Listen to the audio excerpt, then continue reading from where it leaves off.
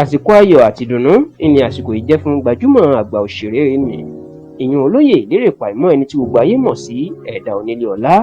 àti gbajúmọ̀ obìnrin tó máa ń ṣe bí arúgbó nínú fíìmù ìyẹn Ìyáníwẹ̀, pẹ̀lú bí gbajúgbajà sọ̀rọ̀sọ̀rọ̀ rédíò nì tó jẹ́ olùdásílẹ̀ rédíò Àgídìgbo FM tó wà ní ìlú Ìbàdàn ní ìpínlẹ̀ Ọ̀yọ́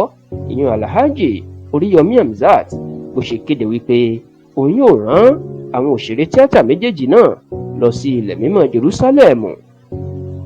Lásìkò tí Oríyọmí Hamzat tóun fún rẹ̀ tó ṣẹ̀ṣẹ̀ ti ilẹ̀ mímọ́ Mẹ́kà lórílẹ̀‐èdè Saudi Arabia dé tó ń ṣètò ìyẹn ètò Kọ́kọ́rọ́ Alátẹ lórí rédíò Àgídìgbo FM, ìlú mà kéde wípé òun yóò rán bàbá Ẹ̀dà Onílé Ọlá tí gbogbo ayé mọ̀ fún fíìmù tó ṣe lọ́pọ̀lọpọ̀ ọdún sẹ́yìn, ìyẹn fíìmù Ògbórí Ẹlẹ́mọ̀ṣọ́ tó fi sọ ìtàn ìlú Ògbómọ̀ṣọ́ tó jẹ́ ìlú abínibí ẹ̀. Oríyọmí Hamzat ní bàbá Ẹ̀dà Onílé Ọlá ti jìyà fún ilẹ̀ Yorùbá àti iṣẹ́ tíátà,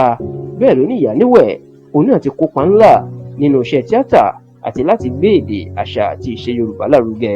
Oríyọmí Hamzat wá ní fún ìdí èyí òun yóò dá àwọn àgbà òṣèré tíátà méjèèjì náà lọ́lá, tó sì ní òun yóò rán wọn lọ sí ilẹ̀ mímọ́ Jerúsálẹ́mù nítorí pé ẹlẹ́sìn Kìrìsìtẹ́nì làwọn méjèèjì. Ọ̀pọ̀ àwọn èèyàn tí wọ́n gbọ́ ìkéde Oríyọmí Hamzat lórí ètò Kọ́kọ́rọ́ Alátẹ yìí ni wọ́n ń ṣàdúrà fún, tí wọ́n ń kí pé ó kù fọmọnìyàn ṣe àti pé ó kù iṣẹ́ àánú. Bẹ́ẹ̀ ni àwọn èèyàn ni wọ́n tún kí bàbá Ẹ̀dà Onílé Ọlá àti bàbá Ìyáníwẹ̀ pé wọ́n kú oríire nítorí pé